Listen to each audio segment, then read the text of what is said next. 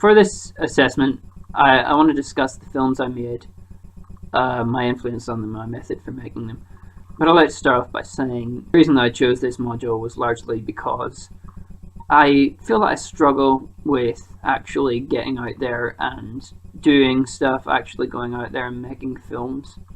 I always make excuses, you know, about whether I have enough equipment or whether my idea is good enough. But what this really did for me was say, you know what, you don't necessarily have to doubt your idea. You don't have to have a whole lot of equipment. You just go out there and you make something.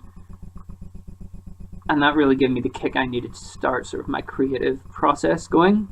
I also really loved the idea of it being based off of the 5 Obstructions, that wonderful film that we watched, and the idea that putting a restriction on what you can and can't do doesn't necessarily hinder creativity, but can actually encourage it. So for me, that was what made the module so attractive. First film I made for this module, I made it in response to the question, what is home? For me, I was largely inspired by a film that we watched from a previous year in this module, and it was a film that asked what is Great Britain, and it was almost like a nature documentary going through Google Street View. I mean, it almost to me seemed like a museum piece, because whenever I grew up I went to lots of museums like the Ballymena Museum or the Ulster Folk Park in Coltra or the Ulster American Folk Park, and they often didn't have a whole lot of money for actually getting real artifacts and stuff, so they had to use a lot of narration. They would have little sort of displays where you pressed a button and the scene would light up and a narrator would read something about the scene. And I really wanted to bring that across in the film, so I had text on the screen over the images and I narrated myself in the voice of sort of an elder member of the community, which is what is used a lot in these museum exhibits, talking about the history. And I wanted to sort of bring across the idea of place as home. So I wanted to take the story of a place and turn it into my own personal story. So I described my own experiences of the places that I've lived as if they were the history of that place. For this, of course, we couldn't use any moving images. I was able to use photos, and photos that I had taken not for this film but throughout my experiences in these places that I'd lived. So it was almost as if these photos themselves were part of the museum piece, which worked very well. Of course I added a sepia tone to make it seem a bit more like an actual museum piece. Overall it really turned out pretty well. We had to discuss the idea of imperfection or perfection. So for me, I focused in on the idea of imperfection being a standard state of the universe, the way things are by default, and sort of casting the idea of perfection as being unnecessary or even useless. That if something's perfect, it's done with. There's nothing you can do to it, there's nothing you can do with it. If there's a character in a narrative that is perfect, there is no reason to relate to them, there's no reason to see them grow. So for this I sort of constructed a narrative of a journey from one side of London to the other, from Roehampton to the O2. And in that I filmed imperfect things I saw along the way and asked, why are they not perfect? Now there was various reasons. Either it was a construction site and it was progress, or it was a cracked pavement where it used to be. And I sort of answered that in the intertitles. There was also a musical link there which wasn't really intentional, but did work as a sort of a happy accident in a way, because you had the music of Black Sabbath, and I think there was a bit of AC/DC there at the start as well, which fits in with that idea of, you know, working class life in Britain and disillusionment in the 1970s and 60s, which almost fits into the sort of punk ideal that we discussed whenever we watched the film The Ruined Heart. I filmed it on an iPhone 3, that was partly because that's just the phone that I have, and partly because even though I do have a tablet which has a better camera on it, I felt that the grainy sort of aspect of the film, much like the webcam I'm recording this on now, added to the idea of imperfection, and I think that really came across in the film, and I was quite happy with the way it turned out in the end. The third film we made for this module was on the subject of human rights. Now, for this, my immediate thought was to focus on what I know, so I focused on Northern Ireland, where I come from. Because I realised that Northern Ireland has a pretty dodgy record when it comes to human rights. It's always the last to institute any sort of human rights reform, any sort of social progress. It was the last part of the UK to legalise homosexuality. During the Troubles, there was huge internment. Until very recently, you had issues with gerrymandering and discrimination against people based on religion. So I wanted to focus on this whole idea of Northern Ireland being the last in line. An idea which I sort of took from a Dio song of the same name, The Last in Line. I sort of applied it to Northern Ireland. My original intention was to take all the human rights abuses in Northern Ireland and sort of compare them.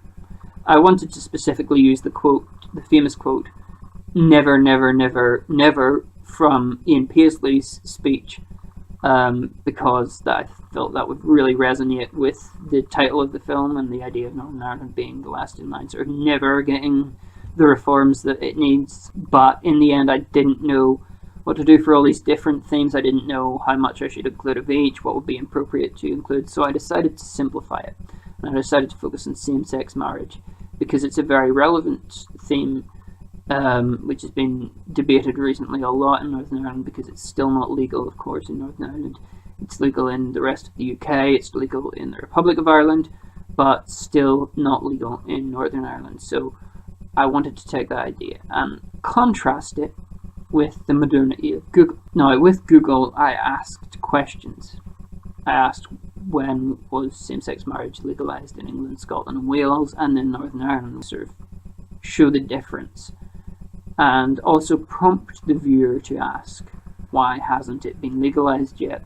But to do this, I basically used the footage from Google and combined it with one speech from David Cameron at a Conservative Party conference describing his commitment to legalising same-sex marriage throughout the UK, and a television interview with Peter Robinson for the BBC. He's the former First Minister of Northern Ireland, former head of the DUP, and he is discussing how he believes that the DUP doesn't have a policy on same-sex marriage, but at the same time believes that if homosexuality was legalised, that people would essentially stop being homosexual. So I thought that it was a very striking contrast. For the fourth film that we made for this module, we had to do a letter to a loved one. Now, I chose to find footage partially because that is one of the easier routes to do, but at the same time because I wanted to do the idea of using media that I loved to write a love letter. So I used film and television shows that I like, and I combined them to create this love letter, not to a specific loved one, but to all loved ones, in the way that it's sort of representative of the media that all of the media that I love.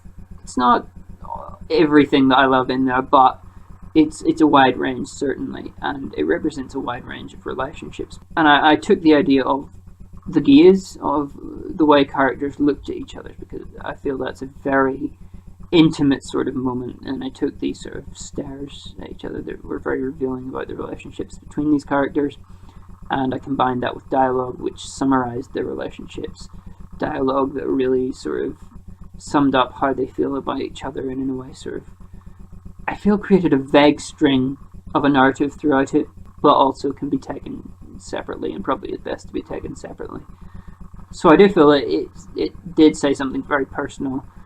If I could have changed it, of course, I would have done a bit more with the editing. There were parts that I wanted to add that I didn't. There was no sync sound at all, although in retrospect, I think some of those clips, the actual sync sound would have worked perfectly fine for them and probably been a bit better.